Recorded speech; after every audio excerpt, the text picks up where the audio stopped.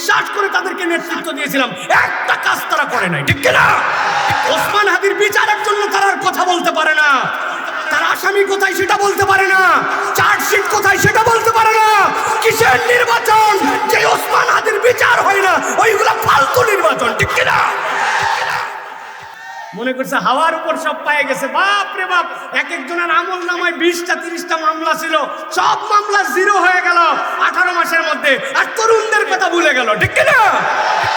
বড় বড় সব লিডার বাড়ায় গেছে, আমি হ্যান করেছিলাম, তুমি তেন করেছিলে। এই তরুণরা 17 বছর পরে দেখাইছে তাদের রক্তের গরম কি, তাদের রক্তের দাম কি, ঠিক কিনা? রক্তের উপর এখনকার বাংলাদেশ। অর্থাৎ তরুণরা হিসাব করে চলো, আরো একটা বিপ্লব লাগবে, আর একটা বিপ্লব লাগবে, বুড়া ভামদেরকে খেদানোর বিপ্লব লাগবে। কোন বুড়াদের কাছে আর কোনো নেতৃত্ব দেওয়া যাবে না। আমরা পরীক্ষা নিয়ে ফেলছি, মিথ্যা কথার উপরে আছে এই ছেলেগুলার। আমরা তো আপনার কাছে বেশি দাবি করবো, বেশি দাবি করছি। আজকে পর্যন্ত কি কার্যক্রম হলো প্রেস ব্রিফিং করে জানান যে ভাই এই পর্যন্ত স্টেপ নিয়েছি আমরা, আসামি খোঁজার জন্য এতগুলা গোয়েন্দা এতগুলা সোর্স ব্যবহার করছিলাম, আজকে পর্যন্ত পাই নাই। পাবলিক তো বুঝবো, ওরে ভাই সব মানুষকে তো খুঁজে পাওয়া যাবে না, কিন্তু আপনি কি করতেছেন সেটা জানানি না, তখনই তো মানুষের সন্দেহ হয়, ঠিক না? প্রিয় ভাইরা ভালো করে বুঝেন। তবে মনে রাখতে হবে, ওসমান হাদি একটা হত্যা করে আল্লাহ রাব্বুল আলামিন এর দ্বারা লক্ষ ওসমান হাদি তৈরির প্রেরণা বাঙালির মধ্যে জাগায় দিয়েছেন। এই নাম তোমরা মুছে দিতে পারবে না ইনশাআল্লাহ। বিচার হয়তো হবে না, কিন্তু যে বিচারের থেকে বড় বিচার হয়েছে, এই দেশের লক্ষ তরুণ এই দেশকে ভালোবাসবে, আল্লাহ আল্লাহ রাসূলের পক্ষে থাকবে, চেতনা নিয়ে থাকবে, ইনসাফ নিয়ে থাকবে, বুকে হাত দিয়ে বলতে পারবে আমার শত্রুর সাথেও আমি ইনসাফ করতে চাই। এটাই হাদির চেতনা, ঠিক না? প্রিয় ভাইয়েরা, আমি আপনাদের কাছে যেহেতু আসছি, আমি সংক্ষিপ্ত সময়ে নির্ধারিত একটা প্রসঙ্গে আপনাদের কাছে কথা বলতে চাই। আমি ডানে বামে ভূমিকা না দিয়ে আমি মূল আলোচনায় আসতে চাই। অন্যান্য দিন প্রত্যেক জায়গায় আমার একটা দীর্ঘ ভূমিকা থাকে, এবং এই দীর্ঘ ভূমিকা এরকম নয় যে কেবলমাত্র বলার জন্যই বলা, বরং এই ভূমিকাটার পেছনের কারণ আছে, যে যেই ভূমিকাটা আমাদের দিলের মধ্যে একটা ধাক্কা মারা দরকার, ওই ভূমিকাটা আমাদের জীবনে অনেক ক্ষেত্রে লাগে ভাই। ভূমিকা না থাকলে অনেক সময় মানুষ তার জীবনের স্টাডি কি করতেছে, কি শিখতেছে, কেন শিখতেছে, কেন আসতেছে, মানুষ কিন্তু অনেক সময় বোঝে না। রব্বুল আলামিন এই পৃথিবীতে কোরআনুল কারীম আমাদেরকে দিলেন, আর ওই কোরআনুল কারীমের মধ্যে পুরো কোরআনের মৌলিক যে মামলা, মৌলিক যে শিক্ষা, সেটা হচ্ছে সাবজেক্টের নাম হচ্ছে মানুষ। সাবজেক্টের নাম কি? কোরআনের সাবজেক্টের নাম কি? ভালো করে মুখস্থ রাখবেন, মানুষ। আর আল্লাহ রাব্বুল আলামিনের অনেক মাখলুকাত, আল্লাহর মাখলুকাত কত? আল্লাহ বলছেন ওয়া ইন তাউদ্দু নি'মাতাল্লাহি লা তুহসুহা। আল্লাহ বলছেন গুণে শেষ করতে পারবে না। আমরা মাঝে মাঝে সংখ্যা উল্লেখ করি, এইটা আমাদের সীমিত, হয়তোবা আমাদের কোনো একটা সোর্স থেকে আমরা বলি, কিন্তু পৃথিবীতে যারা প্রাণী নিয়ে গবেষণা করেন তারা বলেছেন এই পৃথিবীতে 40,000-এর অধিক প্রজাতির কেবল পিঁপড়া আছে। সেখানে আমরা কেমন করে আল্লাহর সৃষ্টিকে গুনে ফেলতে পারবো? আল্লাহর সৃষ্টি আসলে আমরা গুনতে পারবো না। এই ভূমিকা দেওয়ার উদ্দেশ্য, যেই আল্লাহর সৃষ্টিকে আমরা গুনতে পারবো না, ওই আল্লাহ রাব্বুল আলামিনের একটা সৃষ্টি আছে যার কোনো স্বাধীন ইচ্ছা নাই, শক্তি নাই। আল্লাহ যা বলেন তাকে তাই মানতে হয়, সেটা হচ্ছে আল্লাহর ফেরেশতা। সেটা কি? ফেরেশতা। আল্লাহ ওই ফেরেশতার কাছে বলছেন, আল্লাহ ইদা আরাদা শাইআন ইয়াকুল লাহু কুন ফায়াকুন বললেই হয়। কিন্তু ওই ফেরেশতার কাছে এসে আল্লাহ রাব্বুল আলামিন একবারই কেবলমাত্র তাদের কাছে বলছিলেন, ও ফেরেশতারা আসো তো সবাই। ফেরেশতারা আসছে, রব্বুল আলামিন আমরা হাজির আছি। কত ফেরেশতা আল্লাহর, এর সংখ্যা আমরা জানি না, তবে একটা ধারণা জানি, যেই বরাবর আমাদের খানায় কাবা, এই বরাবর বাইতুল মামুর নামে একটা ঘর আছে। ওই বাইতুল মামুরকে অলওয়েজ ফেরেশতারা চক্কর দিয়ে দিয়ে তওয়াফ করে। এক এক দফায় 70,000 ফেরেশতা আসে। পৃথিবী সৃষ্টির পরের থেকে যেই ফেরেশতা একবার আসছে, কিয়ামত পর্যন্ত ওই ফেরেশতা দ্বিতীয়বার আর তওয়াফ করার সুযোগ পাবে না। তাহলে ফেরেশতা তো কম না ভাই? জানি না, সংখ্যা আমরা জানি না, কিন্তু আল্লাহ ফেরেশতাদেরকে বললেন ডাক দিয়ে, ওয়াইজ ক্বালা রাব্বুকা লিল মালাইকা ইন্নী জাইলুন ফিল আরদি খলিফা। ও ফেরেশতারা, তোমাদের কাছে একটা জিনিস জানাতে চাই, কি? আমি এই দুনিয়াতে কতকগুলো আমার খলিফা প্রেরণ করব, তথা আমি মানুষ সৃষ্টি করে তাদেরকে সেখানে পাঠাবো। ফেরেশতারা জীবনে কোনোদিন কোনো বিষয়ে কথা বলে নাই, তাদের কোনো মতামত নাই, জীবনে একবারই কেবল আল্লাহ রাব্বুল আলামিন তাদেরকে এই সুযোগ দিয়েছিলেন। এর আগেও হবে না, পরেও হবে না, একটাই সুযোগ। বলো তোমাদের, if you have any opinion, তোমরা সেটা অপিনিয়নটা দিতে পারো। ফেরেশতারা কি বলেছিল? ফেরেশতারা বলেছিল ক্বালু আতাজআলু ফিহা মান ইউফসিদু ফিহা ওয়া ইয়াসফিকুদ দিমা। আল্লাহ, আপনি কি সেখানে তাদেরকে পাঠাবেন যারা যাওয়ার পরে সেখানে মারামারি করবে, রক্ত প্রবাহিত করবে? কিভাবে বুঝলো তারা? এর আগেও, মানব সৃষ্টির আগেও কতগুলা সৃষ্টি আল্লাহর ছিল, তারা দেখছে জিন জাতিকে এরা মারামারি, কাটাকাটি, ফাটাফাটি অনেক কিছু করছে। আল্লাহ আবার আপনি এদেরকে পাঠাবেন যারা যাওয়ার পরে আবার গন্ডগোল ফাসাদ করবে? আল্লাহ বললেন, ওরে বাবারে, এই পর্যন্ত বলে ফেলছে। আল্লাহ বলবেন তাদেরকে থামায় দিলেন। থামায় দেওয়ার আগে তারা বলতে শুরু করলো, বুঝছে যে আমরা যে কথা বলছি, আল্লাহকে একটু বলি তো আমরা কেন এই কথা বললাম। ওয়া নাহনু নুসাব্বিহু বিহামদিক ওয়া নুকাদ্দিসু লাক। আল্লাহ, আমরাই তো আপনার প্রশংসা করি, আমরাই তো আপনার পবিত্রতা ঘোষণা করি, এটা আমি বাধ্য। তাহলে আপনি কি আবার ওই লোকজনের পাঠাবেন নাকি যারা গন্ডগোল ফাসাদ করবে? আল্লাহ বললেন, এনাফ, এটাই শুরু, এটাই শেষ, তোমাদের আর কোনো মতামত দেওয়া লাগবে না। ক্বালা ইন্নী আ'লামু মা লা তা'লামুন, আমি যা জানি তোমরা কেউ তা জানো না। আল্লাহ আদম আলাইহিস সালামকে নিয়ে আসলেন, আল্লামা আদম আল আসমা কুল্লাহা। মুফাসসিররা ব্যাখ্যা করেছেন মানে কি, আল্লাহ তাকে পৃথিবীর আদ্য পান্ত সবকিছুর ইলম তার মধ্যে ঢুকাই দিলেন আল্লাহ রাব্বুল আলামিন, যে পর্যন্ত আল্লাহর দিতে হবে। উতিতু মিনাল ইলমি ইল্লা কলিলা, ওই কলিলার একটা অংশ তার মধ্যে ঢুকাই দিলেন। আল্লাহ এরপরে বললেন, নাম বলো, কেউ বলতে পারে না। আদম বলো, আদম আলাইহিস সালাম সব বললেন। ভালো করে মনে রাখবেন, যেই ফেরেশতারা বলেছিল দুনিয়ায় পাঠানোর পরে ফাসাদ করবে, ফিতনা করবে, আল্লাহ আমরাই প্রশংসা করি। আল্লাহ এরপরে আদম আলাইহিস সালামকে সবচেয়ে উঁচু দিতে নিলেন, এরপরে রব্বুল আলামিন তাদের দ্বারা সিজদা নিলেন। আপনি আমি ওই আদমের সন্তান, ঠিক কি না? আপনি যদি নিজের দাম না বুঝেন, নিজের ওয়েট না বুঝেন, কোনোদিন কোনো কিছুর মূল্যায়ন করতে পারবেন না। আমি ছোট্ট দুটা উদাহরণ দিয়ে মূল কথার মধ্যে যাব। আমরা আমাদের দাম আসলেও জানি না। এই দাম না জানার জন্য ডানে দৌড়াই, বামে দৌড়াই, উমুকের পিছে যাই, তুমুকের কাছে যাই, নিজের অস্তিত্ব, নিজের সম্মান বিসর্জন দেয়। অথচ আল্লাহ রাব্বুল আলামিন কুল কায়নাতের সকলের উপরে আপনার আমার মর্যাদা দিয়েছেন। সুবহানাল্লাহ বলেন। আল্লাহ রাব্বুল আলামিন বলেছেন, আমি যা জানি তুমি তা জানো না। এরপরে মানুষ আল্লাহ পাঠাইছেন। একটা লোকের হাতে একটা আংটি আছে, ওই আংটিটা হোয়াইট গোল্ডের, আংটির উপরে একটা আছে ডায়মন্ড। কিছু দাম না হলে ধরেন 50,000। কত ভাই? 50,000। আর আরেকজনের হাতে একটা ঘড়ি আছে, ওই ঘড়িটা নিউ মার্কেট থেকে বেচারি কিনছে, 200 টাকায়ও পাওয়া যায়, 250 টাকাও পাওয়া যায়। দামাদরবি করে ঠিক মতো মোলামুলি করতে পারলে 150 টাকায়ও পাওয়া যায়, ঠিক না ভাই? এখন ওই 150 টাকার ঘড়ি পরে অজুখানায় যায়, আর ওইটা খুলে ভুল করে খুলে রাখছে। ধরেন যে ওইটা পানি গেলে তো শেষ, খুলে অজু করে রাইখে দিয়ে আসছে। একজন তুলে নিয়ে আসে, বলছে, মুরব্বি ঘড়ি তো তুই আইছিলেন, আমি না দিলে তো শেষ এক্ষুনি। পাইয়া বলছে, থ্যাংক ইউ ভাই, ভাগ্যিস আপনি দিলেন, তাছাড়া হারাইছিল। কিন্তু ভিতরে ভিতরে ভাবছে দিস ইস ভাই, খুব খুশি, কিন্তু হারালে তো কত টাকা।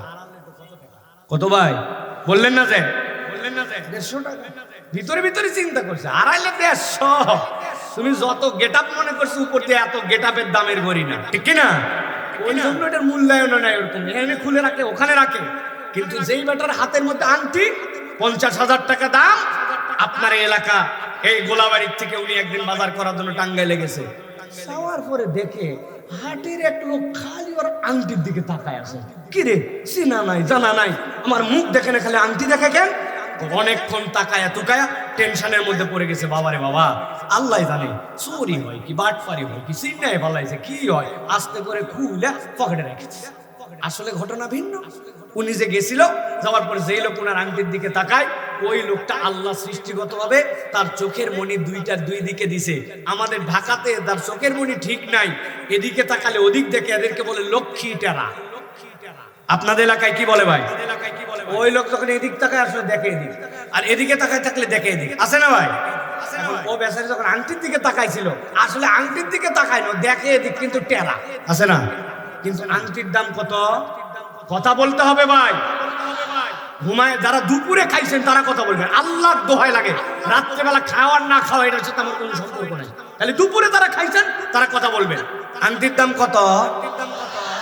ওই লোক তাকাইছে কি আংটির দিকে নেই, এদিকে তাকাইছে, টেরা আল্লাহরই সৃষ্টি।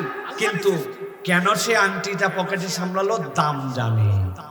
দাম জানলে মানুষ তার মূল্য দেয়।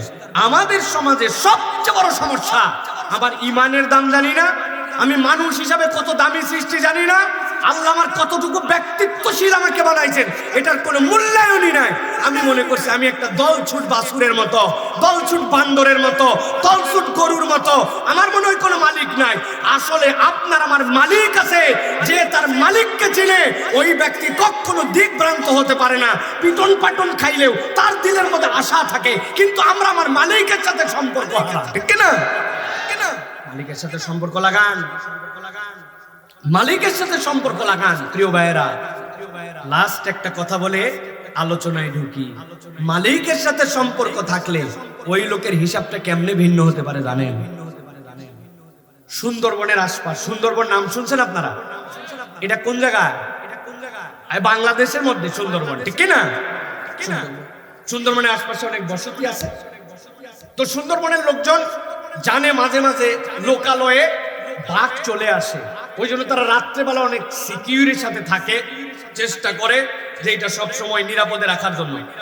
এক সুন্দরবনের মধ্যে একটা গোল পাতার আশপাশ দিয়ে বিশাল বড় একটা খাড়ির মতো হয়েছে। তো লোকজন এপার ওপার বাদ দিয়া ওই খাড়ি একদম শেষছে, সেই যা মাছ ছিল চিংড়ি মিংড়ি এই যে সব ধরছে। কিন্তু ভাই রে ভাই, সুন্দরবনে আমিও গেছি, এমন আঠা তো পলি পড়লে অনেক জায়গায় হয়, সুন্দরবনের মতো ওই রকম আঠা হয় না। এক হাঁটু যদি ঢুকে আপনি আরেক হাঁটু তুলতে পারবেন, আপনার কোমর ঢুকে যাবে আরেকটা, এইরকম আঠা আর আঠা। দল আছে, পানা আছে, পানা বলে না, পানা জমে গেছিল। এখন মাছ মুছ ধরা শেষ, ওই জায়গায় দুনিয়ার আঠা। রাত্রেবেলায় এক বাঘ এলাকাতে যাওয়ার সময় কোনো একটা শিকার ধরবে এরকম টার্গেট করছিল, টার্গেট করে দিছে লাভ। আল্লাহর কি কাম, পার হতে পারে নাই, বুঝতে পারে নাই যে ঘাপ করে পড়ছে ওইটার মধ্যে। পড়ার পরে বাঘের যে শক্তি, অনেক চেষ্টা ওঠার জন্য করে আবার গেছে সামনে, আবার গেছে, কিন্তু লম্বা এক খালি শেষ তো হয় না। আস্তে আস্তে যত ওঠার চেষ্টা করতে করতে বাঘ মামারও এক সময় হিম্মত শেষ। বড় বড় হুঙ্কার দিছে, এলাকার লোক ভয়ে অস্থির, হায় হায় বাঘ পড়ছে, খিল দিয়ে লাঠি দেয়। যাই হোক, ওই রাত্রের মতো বাঘ কাদার মধ্যে ঢুইকা আটকায় গেছে। পরের দিন সকালবেলা লোকজন ভয়ে ভয়ে বাবা কোথায় আছে না আছে, একজন দুইজন উঠে দরজা খুলে সাহসী দুই একজন হাতের মধ্যে বল্লা নিয়ে গেছে, যাইয়ে দেখে কাদার মধ্যে বাঘ কায়েত হয়ে আটকায় গেছে। খবর দিচ্ছেন, দেখ দেখ দেখ বাঘ ধরা পড়ছে। এক কথায় দুই কথায় লোকজন লাঠি মাটি নিয়ে আসে, পিটাইয়া পাটাইয়া অস্থির। বাঘ প্রায় মাইরেই ফেলছে। এই সময় এক মহিলা কাঁকালে করে এক বাচ্চা নিয়ে আসে, এসে বলছে বাবা একটু কোলে করে নিয়ে যায়, লাঠি দিয়ে আমার বাচ্চারে একটা বাগে বাড়ি দেওয়া। লোকজন বলছে কেন তোর বাচ্চার বাগে বাড়ি দেওয়া লাগবে কেন? কয় বড় হয়ে যেন বলতে পারে আমি কোলে থাকতে বাঘ মারছি। এই সব বেকায়দায় করছে, কোলের বাচ্চা দিয়েও বাঘ মারাতে চায়। ওই জায়গাতেই আগের দিন সন্ধ্যাবেলা ধরেন আর একটা গরু লোভে পড়ে একটু ফানা একটু খাইছে, আর একটু খাইছে, আর একটু খাইতে খেতে মধ্যে গেছে, যাইয়া গরু গেছে আটকায়া। গরুর তেমনি শক্তি নাই, এই ঠ্যাং তুলতো ওই ঠ্যাং চিকন চিকন ঠ্যাং ভুস ভাস করে ঢুকে হাম্বা হাম্বা করে ডাকা ডাকি করে চুপ করে গেছে। হয়েছে বাবা আর যত লাফায় আমার কাম হবে না। এটা কিন্তু গরুর মালিক খোঁজে, আমার গরু গুলো পাই, আল্লাহ বাঘই খাইলো না, কে খাইলো? খুঁজে খুঁজে খুঁজে খুঁজে দেখে উনি খুঁটা তুলে পুকুরের মধ্যে যায় আটকায় আছে। বদমাইশ, তুমি যাওয়ার জায়গা পাও নাই, হাতের মধ্যে চলা ছিল, দাম দাম করে দিচ্ছে পিছনে বাড়ি দিয়া গরু আবার হামলাইছে দুই বাম্বা হামলা করে, কিছু বলে নাই। এরপরে মালিক আস্তে করে বড় দড়ি লাগাইছে গলার মধ্যে, লাগায় 4-5 জন লোক ডাক দিছে, টাইনে গলা পর্যন্ত ছিলে গেছে, হামলা হামলা করে উঠাই নিয়েছে, আবার 2 বাড়ি দিছে। বেকল তুমি খাবার জায়গা পাও না, আস্তে করে বাড়িতে নিয়ে আইছে। এরপরে গোসল টোসল দিয়া আবার একটু পানি টানি দিয়ে গোয়ালের মধ্যে রাখছে। প্রিয় ভাইরা, বুঝে থাকলে বলেন, বাঘ এত শক্তিশালী, তারে তো মারলো আটকানোর পরে, ছোট বাচ্চা কোলে নিয়ে পর্যন্ত মারলো। আর গরু মার খাইলো, কিন্তু খাওয়ার পরেও তার আদর যত্ন করে তুলে নিয়ে আসলো। পার্থক্যটা হচ্ছে আপনার আপনার যদি মালিক থাকে, আপনার যদি দুনিয়ায় একটা তত্ত্বাবধায়ক থাকে, আপনি কার অধীনে আছেন, এই বিশ্বাসটা থাকে, অবলা গরু মাছে আর বনের বাঘ পর্যন্ত যদি এই তত্ত্বাবধায়ক না থাকে, ফান্দে পড়লে সেও ফেসে যায়। ঠিক কিনা? মুসলমান মনে করছে আমার কোনো মালিক নাই, আমার কোনো স্টেশন নাই, আমার কোনো যাওয়ার জায়গা নাই, আসছিও আমি আমার মতো, যাবো বোধহয় আমার মতো।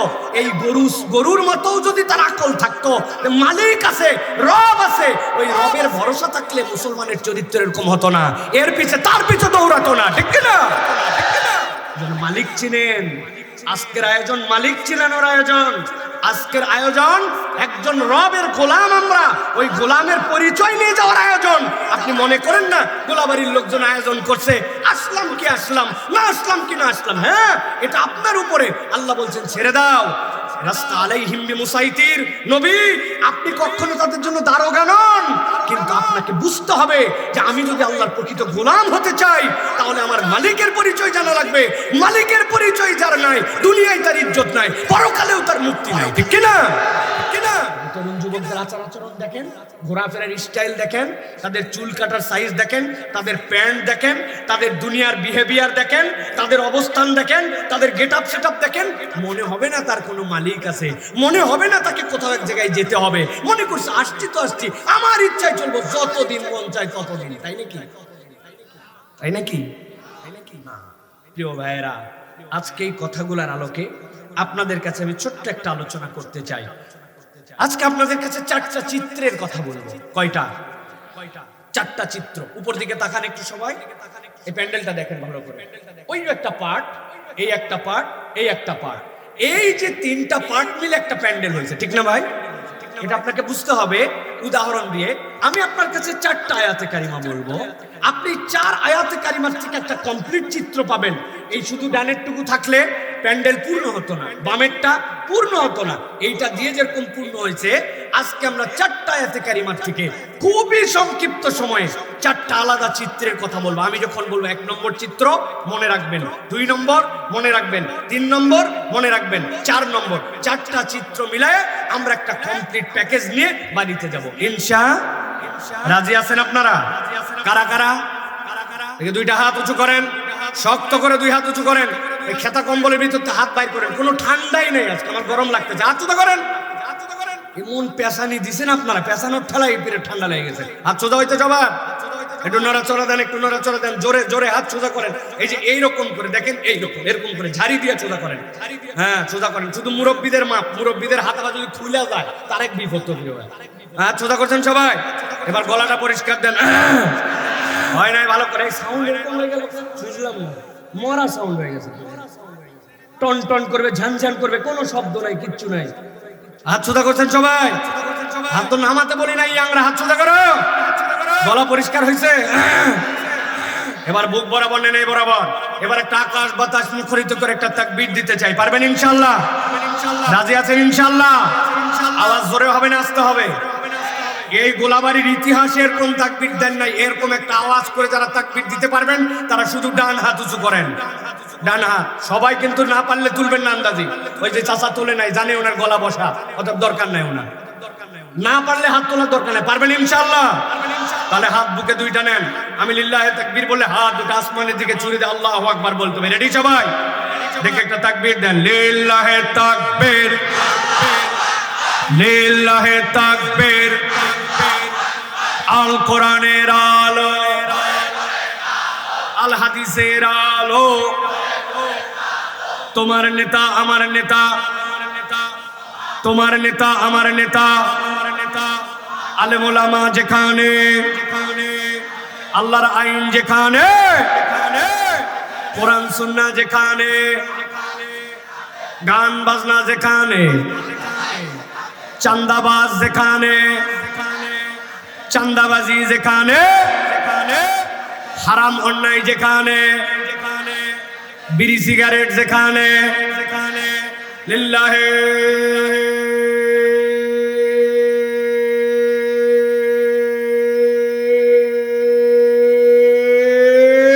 তাকবীর। আলহামদুলিল্লাহ, আলহামদুলিল্লাহ বলেন। মাশাআল্লাহ। চলেন এবার আমরা তাহলে মূল আলোচনার মধ্যে প্রবেশ করবে। কি রে ভাই,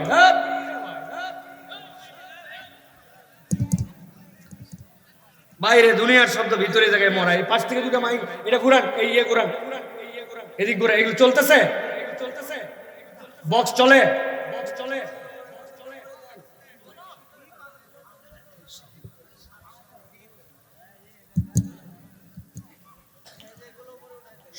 আর উঠান লাগবে না, এরকম থাকলে হবে। এগুলো সাউন্ড দেন।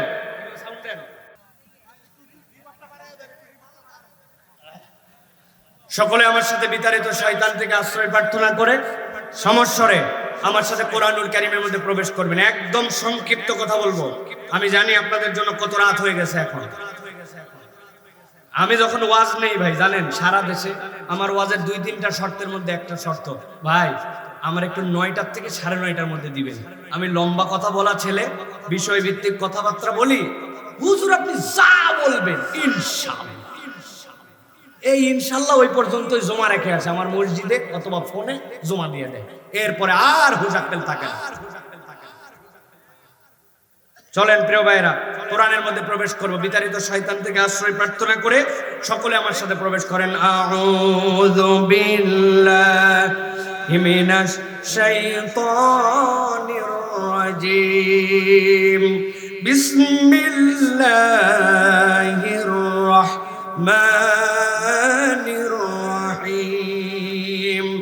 ইয়াওমা তারাল মুমিনিনা ওয়াল মুমিনাতি يسعى نورهم بين أيديهم وبأيمانهم بشراكم اليوم جنات। আল্লাহ রাব্বুল আলামিন আমার হাবিব সাল্লাল্লাহু আলাইহি সাল্লামকে বলছেন, আমার হাবিব কিয়ামতের ময়দান যখন হয়ে যাবে আমি আপনাকে মাকামে মাহমুদের সম্মান দান করব। মাকামে মাহমুদের ডিটেইলস বর্ণনা আছে। আল্লাহ রাব্বুল আলামিন এমন সম্মান আমার নবীকে দিবেন, যেই সম্মান, কি সম্মান এইটা পর্যন্ত মানুষ আজ পর্যন্ত কল্পনাতেও নিতে পারে নাই। আল্লাহ এরকম একটা অনন্য সম্মান দিয়া আমার নবীকে কিয়ামতের দিনে সম্মানিত করবেন। সুবহানাল্লাহ।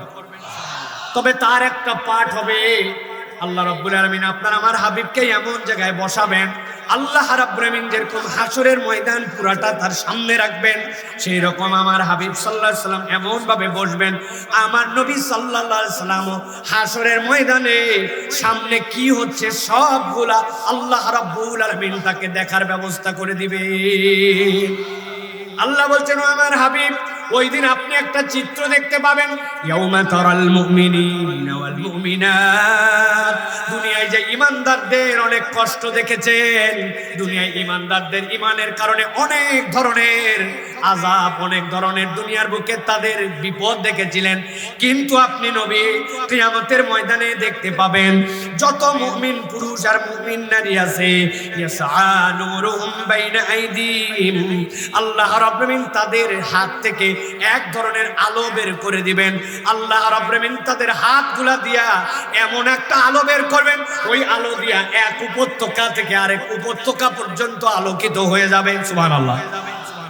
ইমানের ভেদে ভেদে ওই মানুষদের আলো কম হবে, কিন্তু আপনি হাবিব জেনে রাখেন, যার একদম আলো কম হবে তার ওই বৃদ্ধাঙ্গুলির মাথা দিয়ে একটা আলো বের হবে, ওই আলোটারও ফোকাস এমন হবে ওই ব্যক্তিটা তার ওই আলো দিয়ে তার জান্নাতের রাস্তায় দৌড় লাগাই দিবে। সুবহানাল্লাহ। আল্লাহ বলতেছেন তাদের আরেকটা আলো হবে ওয়াবিআইমানিহিম, আর তাদের ডান থেকে আরেকটা আলো আল্লাহ রাব্বুল আলামিনের ব্যবস্থা করবেন। আল্লাহ বলছেন যেই না তাদেরকে আলো দিয়ে দেওয়া হবে, একদল ফেরেশতা তাদের কাছে চলে আসবে, আসার পরে বলতে শুরু করবে, বুশরাকুমুল ইয়াওম, ও আমার মেহমানেরা জান্নাতি, তোমাদের জন্য শুভ সংবাদ। আল্লাহ তোমাদেরকে আলো দিয়েছেন এই জন্য যে আল্লাহ রাব্বুল আলামিন তোমাদেরকে জানাতে চান তোমাদের জন্য একটা জান্নাত আছে, তাজরি মিন তাহতিহাল আনহার, যার পায়ের নিচ দিয়ে তোমাদের অজস্র নহরমালা প্রবাহিত। তোমরা যে আশহাদু আল্লা ইলাহা ইল্লাল্লাহ সাক্ষ্য দিতে শাহাদাত আঙ্গুল দিয়া, আল্লাহ আজকে তোমাদের ওই আঙ্গুলটার পাওয়ার এমন বানায় দিবেন, লক্ষ লক্ষ তোমার যেইগুলা নহর থাকবে এই আঙ্গুলের ইশারা শুধু করবে, তোমার ইশারায় তোমার পিছে পিছে তোমার আঙ্গুলগুলা দৌড়ায় বেড়াবে। সুবহানাল্লাহ। আল্লাহ এরপরে বলছেন খালিদিনা ফিহা, একবার তার মধ্যে যে ঢুকবে আল্লাহ বলছেন তাকে আর কখনো সেখান থেকে বের করা হবে না। নবী আপনি জানাই দেন দুনিয়ার বুকে কেউ বা সীমিতভাবে জমির মালিক ছিল, কেউ বা ছিল না। কারো বাচ্চার চাকরি ছিল, কারো ছিল না। কারো জমি বেশি ছিল, কারো কম ছিল। কারো দুনিয়ার মধ্যে অভাব ছিল, কারো অভাব ছিল না। মানুষ এইগুলাকে কম্পেয়ার করে করে কে সফল আর কে বিফল এই মানদণ্ড নির্ধারণ করেছিল। কিন্তু দুনিয়ার কোনোটাই তার জন্য সফলতা বা বিফলতা নয়। আল্লাহ বলছেন, নবী জানায় রাখেন, যাদের কপাল থেকে আলো, ডান থেকে আলো, জান্নাতের ঘোষণা পেয়ে গেল, আমি নবী আপনার মাধ্যমে জানাই দিতে চাই, যালিকা ওয়াল ফাউজুল আযীম। এই ঘোষণা যারা পাবে কিয়ামতের দিনে এরাই হচ্ছে একমাত্র সফল। সুবহানাল্লাহ। চারটা আয়াত বলবো, একটা আয়াত বলা শেষ। ভালো করে চিত্রটা মাথার মধ্যে গেঁথে রাখেন। আল্লাহ নবী দেখতেছেন ইমানদারদের ডানে আলো, ইমানদারদের সামনে আলো, জান্নাতের ঘোষণা পেয়ে গেল, জান্নাতের নিচ দিয়ে নহরমালা প্রবাহিত। আল্লাহ বলছেন এরা সফল কাম। এই হচ্ছে এক চিত্র আল্লাহ নবীকে আল্লাহ দেখালেন কিয়ামতের ময়দানে।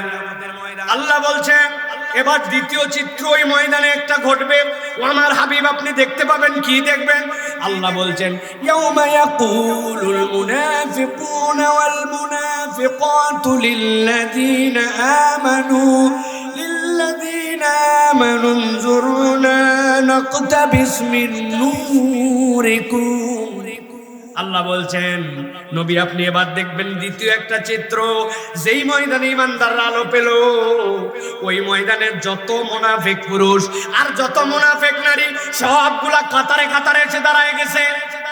আল্লাহ বলছেন, যত মুনাফিক পুরুষ, যত মুনাফিক নারী। মুনাফিক কাকে বলে জানেন? জানেন? ছোট্ট একটুখানি জিনিস মাথার মধ্যে ঢুকাই দিয়ে রাখি, সারা জীবন যেন ভুলেন না। নাফক মানে হচ্ছে টানেল। টানেল মানে এমন একটা রাস্তা যেটা দুইটা মুখ আছে, ঢোকা যায় একদিক দিয়ে, বের হওয়া যায় একদিক দিয়ে। ওই যে আমাদের কক্সবাজারে একটা টানেল হয়েছে, যারা বাহিরে গেছেন তারা দেখছেন, বিভিন্ন ধরনের পাহাড়ের নিচ দিয়ে, সমুদ্রের নিচ দিয়ে টানেল আছে।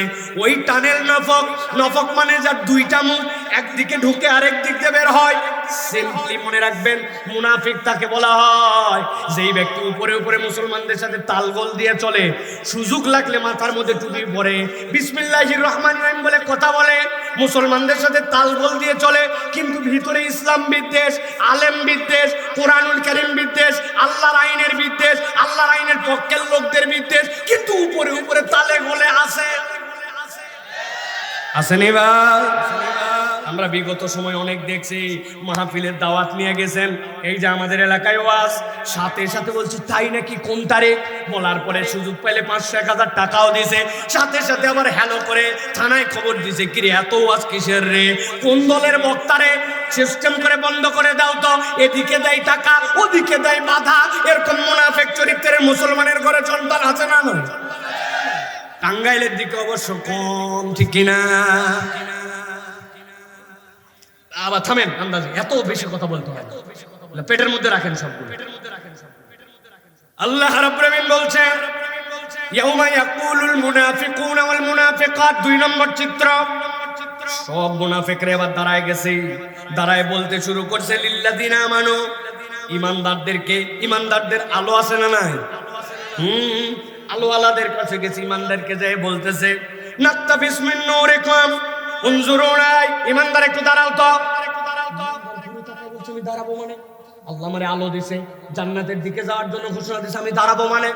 উনজুরুনা, পিছন দিকে ঘুরে তাকাইছে, কেন দাঁড়াতে বলিস? বলে ভাই এমনি এমনি দাঁড়াতে বলি নাই, নাকতাবিস মিন নূরিকুম, তাকায় দেখো আমাদের দিকে, নখের মাথায় তো আলো নাই, বিদ্যাঙ্গুলিতে নাই, ডানে নাই, কপালে নাই, আমরা কেমনে যাবো তোমাদের সাথে? উনজুরুনা, একটুখানি দাঁড়াও, নাকতাবিস মিন নূরিকুম, আমরা তোমাদের থেকে একটুখানি আলো নিব। মুফাসসিররা ব্যাখ্যা করছেন, নাকতাবিস শব্দের ইক্তিবাস কাকে বলা হয়, কদ্দুর আলো তারা নিতে চায়। আমি মাঝে মাঝে বোঝানোর জন্য বলি, একজন মোমবাতি ধরাইছে, ধরানোর পরে আরেকজন আর ম্যাচ নাই, ওই লোক দৌড়ে আসছে, ভাই তোর মোমবাতির থেকে আমার একটু মোমবাতির আলো দে।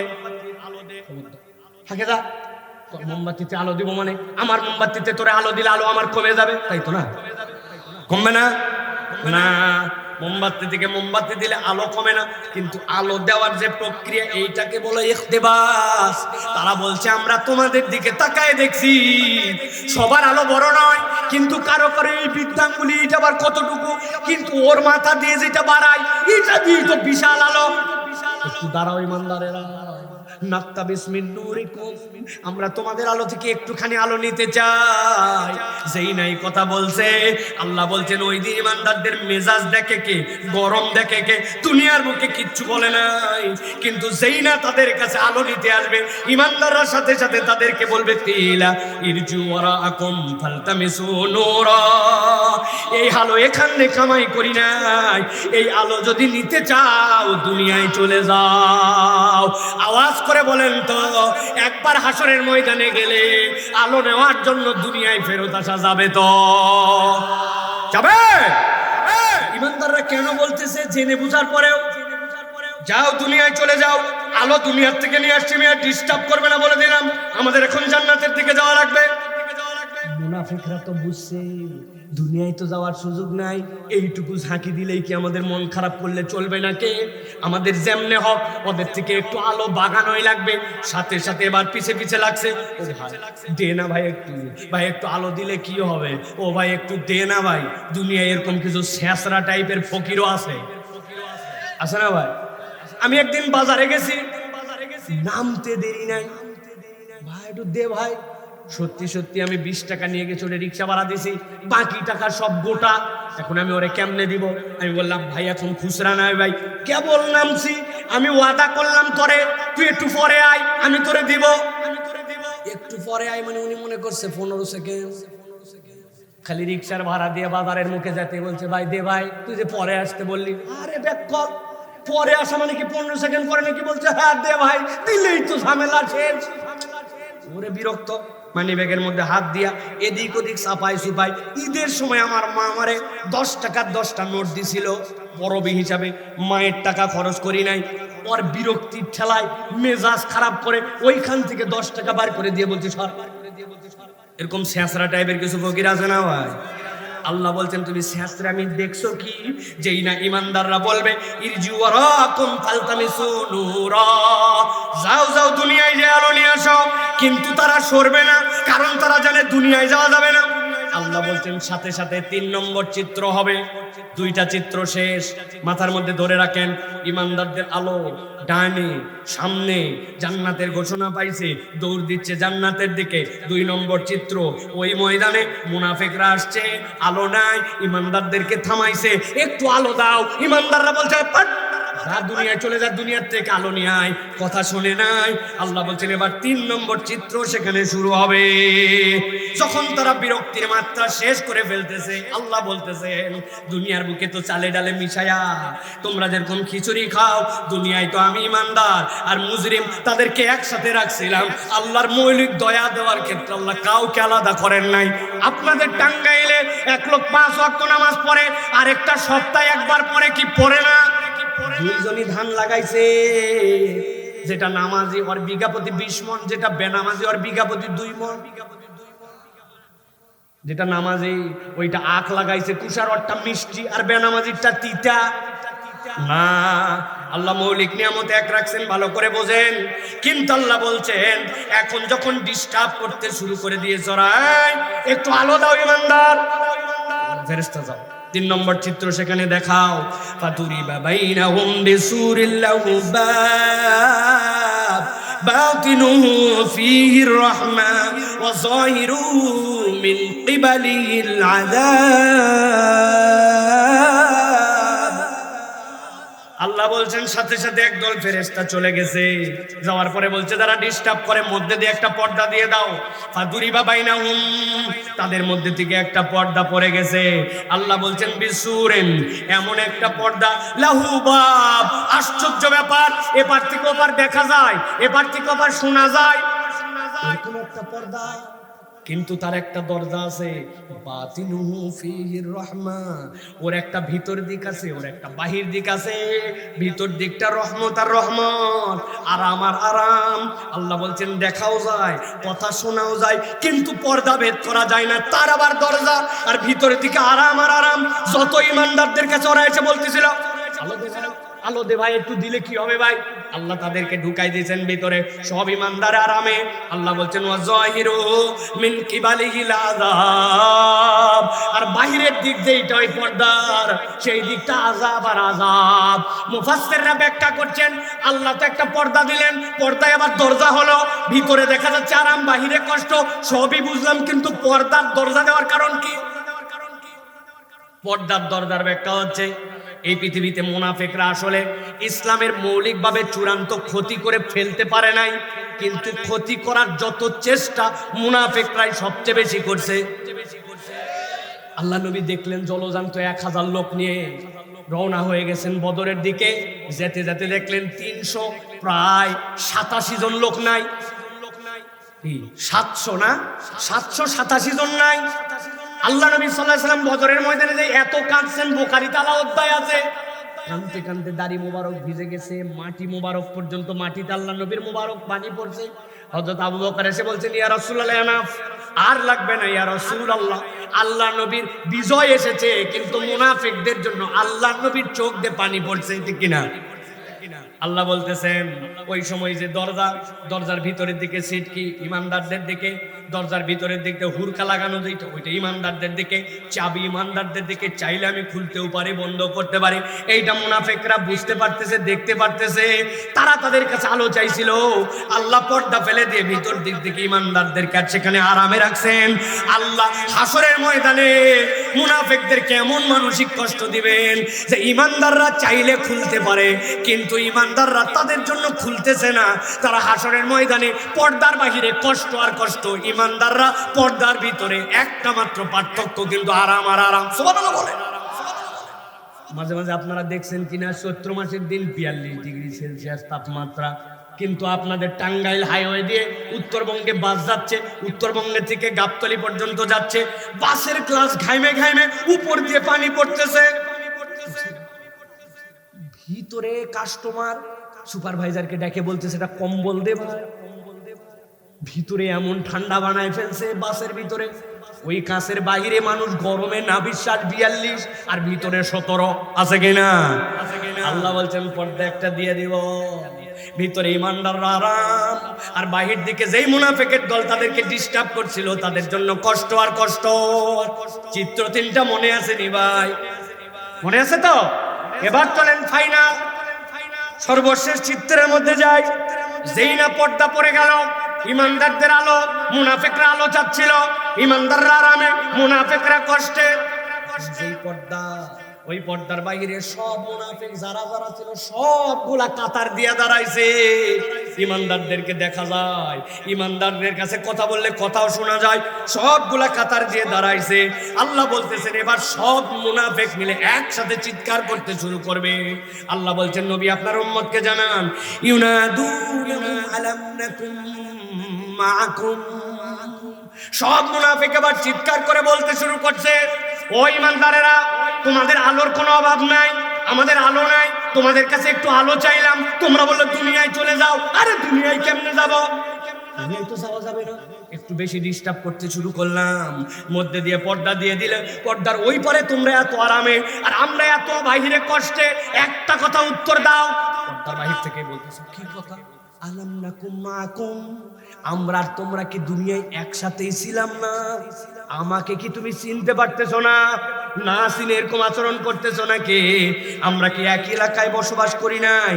একই ভোট কেন্দ্রে কি আমরা দুইজন ভোট দিতে যাই নাই?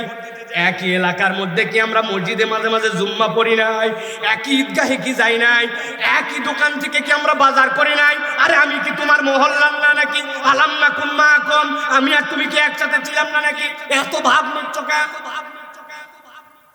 ইমানদারেরা এই কথা যেই না শুনবে, আল্লাহ বলছেন তারা উত্তর দিতে শুরু করবে, ক্বালু বালা,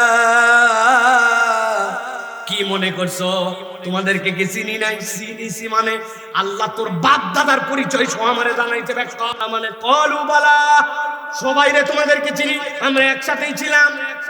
এরপরে আয়াতটা এইভাবে নাই, কিন্তু বোঝানোর জন্য বলি, তোমাদের আলো আমাদের আলো নাই, আলো চাইলাম তোমরা দিলে না, ডিস্টার্ব করলাম, বন্ধ করে দিলে, জিজ্ঞাসা করলাম আমাদেরকে চিনো কিনা, তোমরাই বললে হ্যাঁ। চেনোই যেহেতু আপনজনই যেহেতু, তাহলে একটু আলো দিলে সমস্যা কোথায়? দেশ না কেন? আল্লাহ রাব্বুল আলামিন বলছেন, এবার ইমানদাররা উত্তর দিতে শুরু করবে, চিনি তো, কিন্তু দুনিয়াতে তোমাদের এমন 4টা অপরাধ ছিল, যেই 4 অপরাধের কারণে আজকের দিনে তোমাদের আলো নাই, দুনিয়াতেও ফেরত যেতে পারো না। আমাদেরকে ডিস্টার্ব করার কারণে পর্দা পড়ে গেছে, আমাদের সাথে পরিচয় থাকার পরেও তোমাদেরকে আলো দেওয়ার মতো আমাদের কোনো কারণ নাই। অপরাধ ছিল তোমাদের দুনিয়াতে 4টা। আল্লাহ বলছেন ইমানদাররা এবার কথা বলতে শুরু করবে, আলাম নাকুম মাকুম ক্বালু বালা ওয়ালাকিন্নাকুম ফাতানতুম আনফুসাকুম ওয়া তারাব্বাসতুম ওয়ারতাবতুম ওয়া গররাতকুমুল আমানি হাত্তা জাআ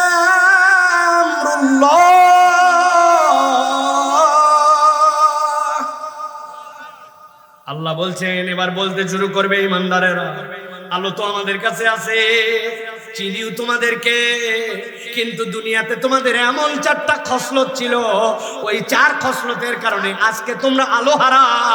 আবার আমাদেরকে আল্লাহ পারমিশনও দেন নাই যে তোমাদেরকে আলো দিতে পারবো। তাহলে মুনাফিকদের দুনিয়াতে আলো হারাবার কারণ ছিল কয়টা? যারা বোঝেন নাই তারা বলেন না, যারা বুঝছেন তারা বলেন কয়টা? সবাইকে একসাথে আওয়াজ করে বলতে হবে, আলো হারাবার কারণ কয়টা? হাত 4টা এরকম করে রেডি করেন, 4 নখ, 1 হাত 4 আঙ্গুল, নিচের দিকে নিচের দিকে, চাচা হাঁটুর দিকে হাত ছড়ান, হাত ফাঁক করেন, ডান হাত নিচে নামান। হ্যাঁ, আমি জিজ্ঞাসা করব কয়টা, একসাথে হাত তুলে বলতে হবে 4টা। বলেন তো মুনাফিকদের আলো হারাবার কারণ কয়টা? সব হাত ওঠে নাই, আরেকবার সুযোগ দিলাম, হাত নামান, একসাথে হাত তোলেন। মুনাফিকদের আলো হারাবার কারণ কয়টা? শেষ চান্স, যারা হাত তোলেন নাই ফাইনাল, আপনি হাত ফাঁকি মারছেন, সামনে বসে একসাথে হাত তোলেন, কয়টা? হাত নামান। চিন্তা করছেন হুজুরে হাত তোলার ফায়দা কি? না, হাত তোলার ফায়দা আছে। এই মাহফিল কততম মাহফিল ভাই? এটা প্রথম। আচ্ছা, কিন্তু আপনাদের জীবনে কি এটাই সোনা মাহফিল প্রথম? এর আগে মাহফিল শুনছেন না? ওহো মাহফিলে আপনারা যান, কিন্তু যদি বলা হয় যে গত বছরে কোন মাহফিলে গেছিলেন ভাই, 2টা মাহফিলের কি সাবজেক্ট ছিল একটু বলেন তো? আল্লাহর দয়ায় লোক খুঁজে পাওয়া কঠিন যে মাহফিলের ওয়াজ কোন বিষয় হয়েছিল আলহামদুলিল্লাহ মনে নেই, ঠিক না ভাই? কিন্তু আপনারাই আবার যায় কিন্তু ওয়াজ শেষে বলে গোলাবাড়ির মাহফিল গতকালকে ফাটা ফাটা। একজন বলছে বক্তা কি ফাটালো রে, আমি তো টাঙ্গাইলে কাজে আটকাই গেছিলাম, আসতে পারি নাই। উনি বলবে তা বলতে পারবো না, কিন্তু ওয়াজ ফাটাফাটি, ঠিক না ভাই? এই যে আমাদের খসলত, খালি ফাটাফাটি শুনতেছি না, কি ওয়াজ বুঝতেছি না, বাড়িতেও যাচ্ছে না। আমি আমার সাধ্যের সর্বোচ্চ চেষ্টা করে আজকের ওয়াজটা আপনার বাড়িতে পাঠানোর জন্য চেষ্টা করতেছি ভাই। তাহলে ইমানদারদের আলো, মুনাফিকদের আলো নাই। আলো খুঁজলো, যাও দুনিয়ায়, সুযোগ নাই। এরপরে বিরক্ত, আল্লাহ রাব্বুল আলামিন পার্থক্য করে দিলেন। এবার আল্লাহ বললেন, তাদেরকে জিজ্ঞাসা করছে আমরা কি একসাথে ছিলাম না? ছিলাম। ছিলে তো দিলে সমস্যা কোথায়? তারা বলছে দেওয়ার সুযোগ নাই, কেননা দুনিয়াতে তোমার অপরাধ ছিল 4টা। আমরা এই 4টা অপরাধ আজকে শুনে যাবো ইনশাল্লাহ। রাজি তো ইনশাল্লাহ? তাহলে আলো হারাবার কারণ কয়টা? আমার তরুণরা থাকলে হবে ভাই। এখন পরিবর্তন এবং এই বাংলাদেশ সহ পুরা দুনিয়ায় যদি কেউ ঘটাতে পারে, আল্লাহ যদি দেয়, তাহলে তরুণদের দ্বারাই সম্ভব, ঠিক কিনা? এই তরুণরা বিরাট একটা পরিবর্তন আনলো। এখন বুড়ারা এসে সেগুলো মনেই করে না, ঠিক না? মনে করছে হাওয়ার উপর সব পায়ে গেছে। বাপ রে বাপ, এক একজনের আমল নামায় 20টা 30টা মামলা ছিল, সব মামলা 0 হয়ে গেল 18 মাসের মধ্যে, আর তরুণদের কথা ভুলে গেল, ঠিক কিনা? বড় বড় সব লিডার বাড়াই গেছে, আমি হ্যান করেছিলাম, তুমি ত্যান করেছিলে।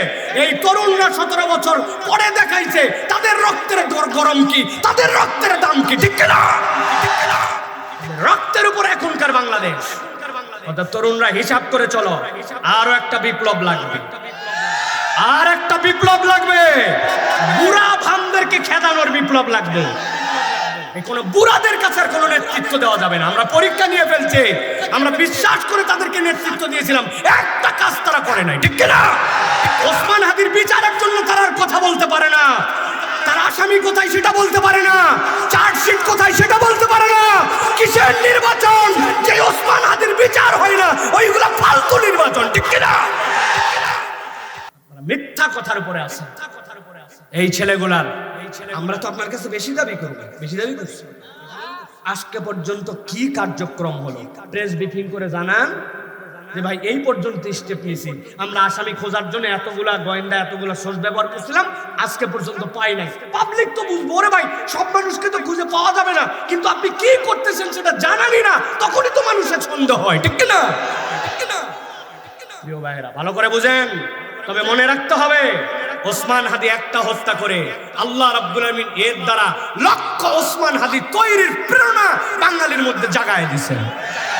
এই নাম তোমরা মুছে দিতে পারবে না ইনশাআল্লাহ। বিচার হয়তো হবে না, কিন্তু যে বিচারের থেকে বড় বিচার হয়েছে, এই দেশের লক্ষ তরুণ এই দেশকে ভালোবাসবে, আল্লাহ আল্লাহ রাসূলের পক্ষে থাকবে, চেতনা নিয়ে থাকবে, ইনসাফ নিয়ে থাকবে, বুকে হাত দিয়ে বলতে পারবে আমার শত্রুর সাথেও আমি ইনসাফ করতে চাই। এটাই হাদির চেতনা, ঠিক না? রাজি আছো তো ইনশাআল্লাহ? শুধু ঠিক ঠিক বললে হবে না, ফজরের নামাজ ছাড়া সে চলতো না। আল্লাহ আল্লাহ রসুলের পক্ষে জ্ঞান অর্জন করত, দেশকে নিয়ে ভাবত। 32 পার হয়তো কত দূর বয়স চলে গেছে, বই খালি ঠিক ঠিক করলে এমন কিছু একটু করার চেষ্টা করো যাতে তোমার আমার ইম্প্যাক্ট এই এলাকায় অন্তত পক্ষে থেকে যেতে পারে, ঠিক কিনা? কোথায় আমার ইম্প্যাক্ট? কোনোদিন মসজিদটা সাফ করতে গেলাম না, কিসের ইম্প্যাক্ট? খালি সারাদিন ঘুরে বেড়ায়, আড্ডা মারে, ডুড্ডামি করে, ফালতামি করে।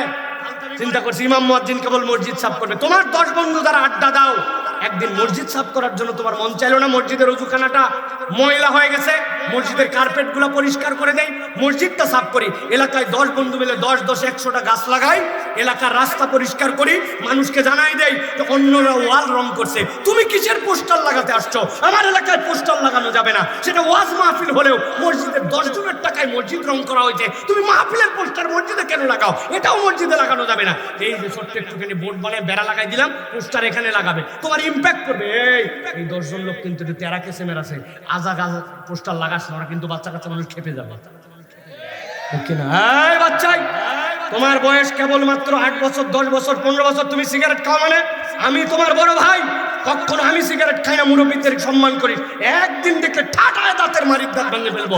10 জন যুবক যদি এরকম হতে পারে যে বিড়ি খায় না, যে আদর্শিক, তাহলে ওই ছোটরা ভয় করবে, চিন্তা করবো রে বাবারা বিড়ি খাইলে অন্তত ওই পাড়ায় যায় খাওয়া লাগবে, এই পাড়ায় ভাইয়ের সামনে করলে ঠেতায় শেষ করে ফেলবে, ঠিক না? আরে বড় ভাই বলবে কেমনি, তো বিড়ি খায় না অনেকদিন আগের থেকে, উনি বিড়ি খাওয়া বাদ দিয়ে গাঁজা খায়, বলবে কেন? ইম্প্যাক্টটা আসবে কোত্থেকে? আপনার 10 বন্ধু ফজরের নামাজ পড়ে দেখেন, এলাকায় তোমরা থাকো ফজরের নামাজ পড়বে মানে বাড়িতে বাড়িতে ক্যাম্পেইন করে ফজরের জন্য উঠানোর চেষ্টা করছেন আপনি। আপনার কথা মানুষ মনে রাখবে, মুরব্বীরা দোয়া করবে। এই যুবক একটা ছিল, তার দ্বারা আমার ছেলেকে আমি নামাজ পড়াতে পারতাম না, ও নামাজি বানাই ফেলছে, ঠিক কিনা? চেষ্টা করো ভাই, চেষ্টা করো। চেতনা কেবল আলোড়ন দিয়া ঠিক ঠিক করে আর গরম মেরে হয় না, ইম্প্যাক্ট ফেলার জন্য নিজেদেরকে আগে পরিবর্তন হতে হবে। রাজি আছি ইনশাআল্লাহ? তাহলে মুনাফিকদের আলো হারাবার কারণ কয়টা? চলেন একটা একটা করে সংক্ষিপ্ত আমরা শুনি। ইমানদাররা এবার বলতে শুরু করবে, ক্বালু বালা ওয়ালাকিন্নাকুম ফাতানতুম আনফুসাকুম। ও মুনাফিকের দল, আজকে তোমাদের আলো হারাবার 1 নম্বর কারণ, দুনিয়াতে তোমরা নিজেরা নিজেদেরকে এমন পরীক্ষায় ফেলেছিলে যেই পরীক্ষা আল্লাহ দেয় নাই, তুমি নিজেই নিজেকে এরকম পরীক্ষায় ফেলছো। কি আশ্চর্য কথা, আল্লাহ পরীক্ষা করে নাই, নিজেকে আবার নিজে কেমনে পরীক্ষায় ফেলে? আপনি খুঁজে দেখেন এলাকার মধ্যে এরকম অনেক মানুষ পাবেন যেই পরীক্ষা আল্লাহ দেয় না, উনি নিজেই নিজে এরকম পরীক্ষার মধ্যে পড়ছে। কার সাথে ঘুরিস রে? অমুক বন্ধুর সাথে করে। এই বন্ধু তোর কে? দেখবেন ওই বন্ধু তার সেই রকম বন্ধু, আগে যে কোনোদিন বিড়ি সিগারেট খাইতো না, কিন্তু একটা বিড়ি করের সাথে ঘুরতে শুরু করছে। 1 দিন 2 দিন 10 দিন আগে বিড়ি খাইতো না, এখন বিড়ি করের সাথে থাকতে থাকতে বিড়ি খোর হয়েছে। বেশি দিন বিড়ি খোর থাকা লাগে নাই, অল্প কিছু দিনের মধ্যে বিড়ির থেকে উন্নতি করে গাঁজা খোর হয়েছে। এরকম সমাজের মধ্যে প্রমাণ আছে কিনা বলেন তো? এই পরীক্ষাকে আল্লাহ দিছে তোমারে? আল্লাহ তোমার এই পরীক্ষা দেয় নাই, কিন্তু তুমি নিজে এরকম পরীক্ষার মধ্যে পড়েছ। এমন বন্ধুর সাথে তুমি ঘোরো, বাহিরে আসার পরে কোনোদিন তোমারে জিগাই নাই নামাজ পড়ছিস, কোরআনুল কারীমকে তেলাওয়াত করিস, তোর মোবাইলের মধ্যে কি হারাম কন্টেন্ট আছে, তুই কি বাজে কিছু দেখিস, কোনোদিন বলে নাই। বরং আসার পরে তোমার নায়ক নায়িকার লিঙ্ক দেয়, হিন্দি গানের লিঙ্ক দেয়, অমুক তুমুক বাজে আলাপ করে, কোনোদিন তোমাকে ভালোর দিকে ডাকে নাই। আল্লাহ বলছেন ওয়ালাকিন্নাকুম ফাতানতুম আনফুসাকুম, তুমি তো নিজে নিজেই নিজেকে এমন পরীক্ষায় ফেলছিলে যেই পরীক্ষা আল্লাহ দেয় নাই, কিন্তু এই পরীক্ষায় ফেলার দ্বারা তুমি নিজের ঈমান নষ্ট করে ফেলছো, এমন দিকে চলে গেছো তুমি বুঝো নাই যে তোমার এটা আলো হারানোর কারণ। আমাদের সমাজে এরকম নজির আছে না? না আছে? আপনি খুঁজে দেখবেন, ও স্লোগান দেয় এমন দলের পক্ষে, এমন ব্যক্তির পক্ষে, তার বলতেছে মুখ বাইর চরিত্র ফুলের মতো পবিত্র, নামাজ পড়ে না জিন্দেগিতে, ফজরেরটা জামাতে, এলাকা কেন দেশের কোন একটা মসজিদে এক ওয়াক্ত আছে না? আপনি কার পিছে স্লোগান দেন, আপনি কার পিছে দৌড়ান, আপনি কার কথা বলেন, আপনি বুঝেন নাই মনে করছেন এটা ব্যাপার না, এটা আবার আমার জন্য তেমন কিছু নাকি। আল্লাহ বলছেন ওয়ালাকিন্নাকুম ফাতানতুম আনফুসাকুম, এই পরীক্ষা আল্লাহ দেয় নাই বান্দা, তুই নিজেই নিজেকে পরীক্ষায় ফেলছিলি। অতএব হিসাব কিতাব করে আপনাকে আগাতে হবে। আপনি এমন পরীক্ষায় গেছেন যেই পরীক্ষাটা রব্বুল আলামিন দেন নাই, কিন্তু আপনি নিজেও বুঝেন নাই। মুরব্বী এত বড় দাড়িওয়ালা আসরের নামাজ জামাতে পড়ে এসে চায়ের দোকানে বসে, ডান পাশে বসে গিবট কমিটির সভাপতি, বামে সেক্রেটারি, মধ্যে ক্যাশিয়ার, চায়ের বিল উনি দিবে। ডানের জন গল্প করে বলতেছে জানিস উত্তরপাড়ার দুলাল আবুধাবি যেটা গেছে, ওর বইয়ের কি অবস্থা, 3টা জিনিস জানছি ওর বইয়ের। উত্তরপাড়ার দুলালের বইয়ের গিবত শুরু হয়েছে, পাশের জন বলছে রাখ উত্তরপাড়া, আমাদের ইমাম সাহেবের খবর জানিস, আমাদের ইমাম সাহেব 12 বছর ইমামতি করে, 3টা দোষ বাইর করছে, শোন কালি। ইমামের দোষ বাইরে করে ফেলছে, উমুকের বউ তুমুকের বইয়ের আলোচনা, যদিও তার দোষ থাকতেও পারে, কিন্তু তার অনুপস্থিতিতে সত্য কথা বলার নাম গীবত। এই দুইজন গীবত করে। আমি আমার জীবনে যদি 1000 ওয়াজ করে থাকি, এর মধ্যে 900 ওয়াজে এই কথা বলি আমি। মধ্যের জন সাথে সাথে শুনতেছে, উনি কিছু বলে না, খানিকক্ষণ পরে বলছে এই তোরা থাম থাম থাম, এগুলা কথা বলা ঠিক না, তবে না বলেও পারি না, আল্লাহ মাফ করুক, কথা ঠিক। বুঝেননি না? উনি কি গীবতের বাহিরে? চিন্তা করেন। অথচ নামাজি মানুষ, অথচ দেখে মনে হচ্ছে ভালো মানুষ, কিন্তু এমন একটা খপ্পরের মধ্যে পড়ে গেছে। আল্লাহ বলছেন আইয়ুহিব্বু আহাদুকুম আইয়াকুলা লাহমা আখিহি মাইতা, তুমি তোমার মরা ভাইয়ের গোশত খেতে চাও, ও খেতে চায় না, কিন্তু এমন পরিবেশের মধ্যে ও বারবার এই কথা বলে, আলোচনা করে, এইরকম করে চলাফেরা করে। আল্লাহ বলছেন এই পরীক্ষা আল্লাহ দেয় নাই, তোমাকে হুঁশ আক্কেল দিয়েছিল, কিন্তু ওয়ালাকিন্নাকুম ফাতানতুম আনফুসাকুম, তুমি এমন ভাবে পরীক্ষার মধ্যে নিজেকে ফেলছো যেই পরীক্ষায় পড়ে আজকের দিনে তোমার অবস্থা এরকম। আমাদের সমাজে এরকম মানুষ আছে না? না।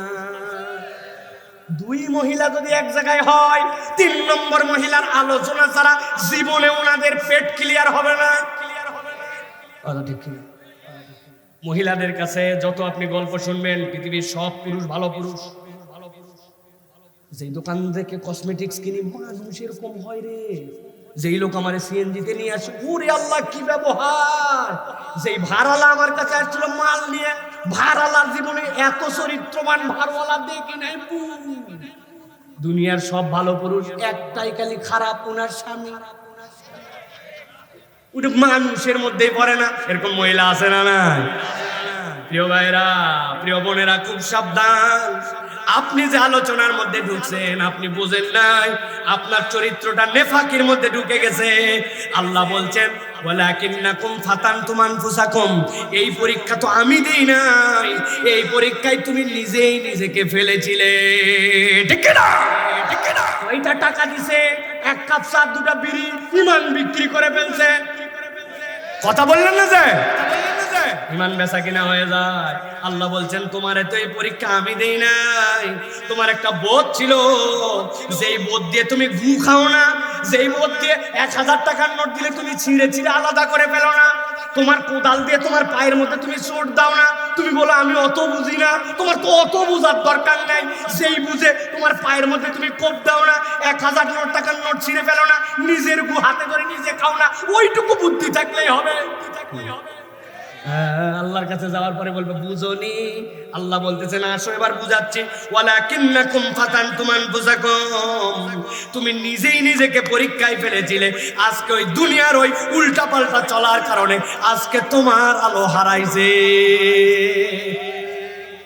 2 নম্বরে এবার ইমানদাররা বলতে শুরু করবে তোমাদের 2 নম্বর অপরাধ কি?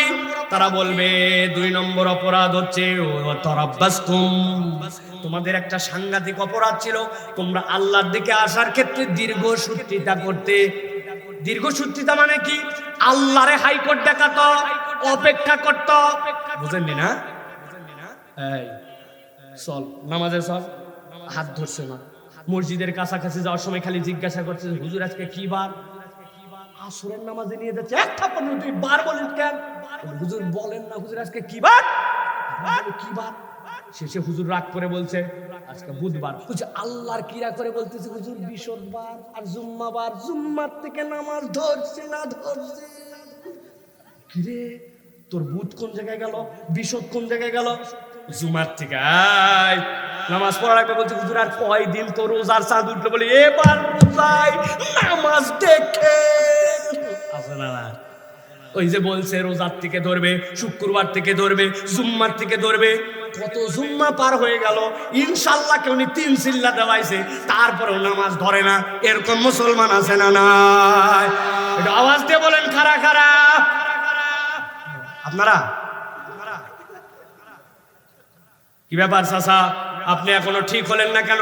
এখনো বেটিকে বিয়ে দিতে পারিনি, খালি বেটিকে বিয়ে দেই দেখেন দাড়ি মারি রাখে আমি হুজুর। আর একবার খালি হজ করে আছি, ব্যবসা পাতি সব বাদ দিয়ে দিব, একবার আল্লাহর গলি সরি অলি আছে না নাই? আল্লাহ বলতেছেন তুমি আল্লাহর সাথে তামসা মারো, আজকের দিন আলো খোঁজো। ইমানদার বলে দাও ওয়া তারাব্বাসতুম, তুমি তোমার নিজেই তোমার আলোর প্রদীপকে কেটে দিছ।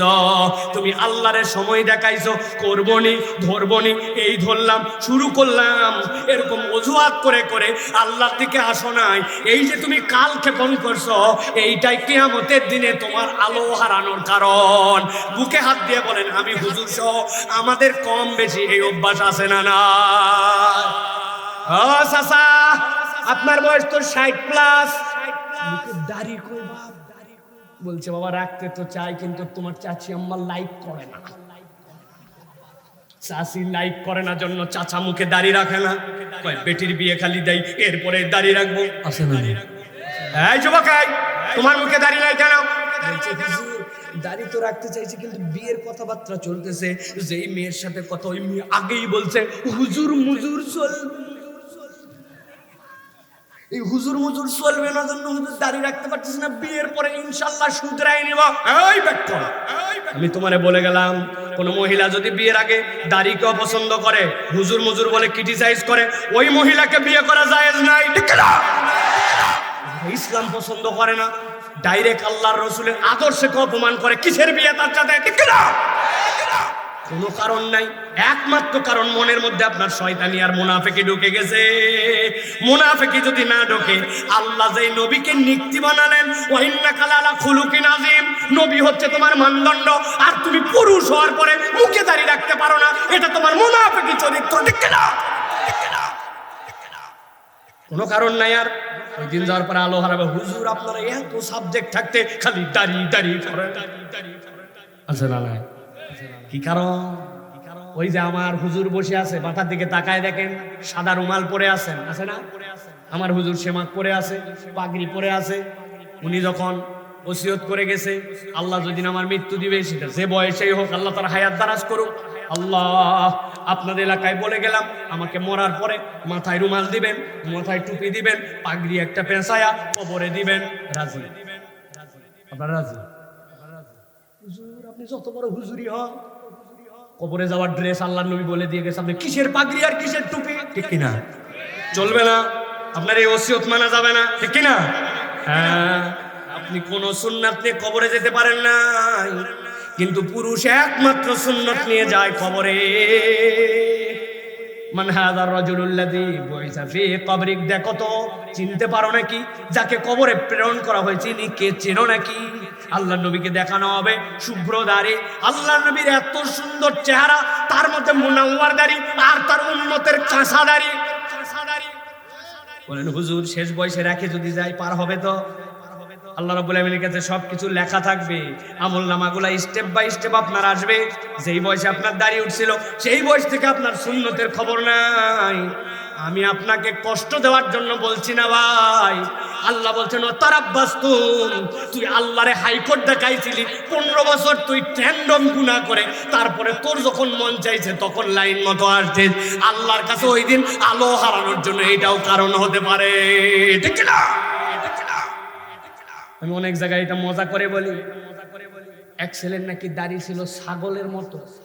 আপনাদের এলাকায় আছে ভাই ফুপু দাড়ি? রাম ছাগল দেখছেন? রাম ছাগলের কিন্তু ফুপু দাড়ি, ঠিক কিনা? পরে চেটানোর জন্য ইসলাম বিদ্বেষ, দাড়ি বিদ্বেষ, উনার স্যার ওনাকে বলছে তোর দেখতে তো ছাগল ছাগল না, ইমান চলে যেতে পারে এই কথা বলার দ্বারা। কিন্তু ওই ছেলে খুব ব্রিলিয়ান্ট, সাথে সাথে উত্তর দিছে you are absolutely right sir. আমি তো চেতানোর জন্য বললাম আর তুই উল্টা বলিস you are absolutely right sir. বলছে স্যার না বলে কি করব, আমার নিজেরও তো দেখছি এরকম ছাগলের মতো দাড়ি, তো যা তাই তো। স্যার তো ঘাবড়াই গেছে, কি জন্য বললাম আর কি উল্টা কাহিনী হলো। খানিকক্ষণ পরে এই ছেলে বলছে স্যার আমার তো দেখতে ছাগলের মতো দাড়ি, তবে আপনি যদি আমাকে বলেন একটা কথা, সাহস দেন, তাহলে আপনাকে একটা কথা বলতে চাই। বল বাবা বল। যে কথা বলার পর তোর কোনো রিয়াকশন নেই, বললে কি হবে? বলছে স্যার আমারটা দেখতে ছাগলের মতো, এই জন্য ছাগল ছাগল লাগে, তবে আপনার চেহারার দিকে আমি যতবার তাকাই আপনার দেখলে কুত্তা কুত্তা লাগে। আপনাদের এলাকায় কুত্তার দাড়ি আছে তো? আরো বলা লাগবে? ভালো করে বুঝে নেন। ওয়াতারাব্বাসতুম, আলো হারাবার 2 নম্বর কারণ অপেক্ষা করাইছে আর অপেক্ষা করাইছে। অনেক বাপ মা পর্যন্ত ওই দিন ফেসে যাবে। সন্তান রোজা রাখতে চায়, বাপ মা বলে না না সামনে এসএসসি পরীক্ষা আছে, সামনে বোর্ড পরীক্ষা আছে, তোর রোজা রাখার দরকার নাই। সন্তানের বয়স 16 প্লাস 18 প্লাস, বাপ মা রোজা রাখতে দেয় না। আছে না? না, ফেসে যাবেন, ফেসে যাবেন।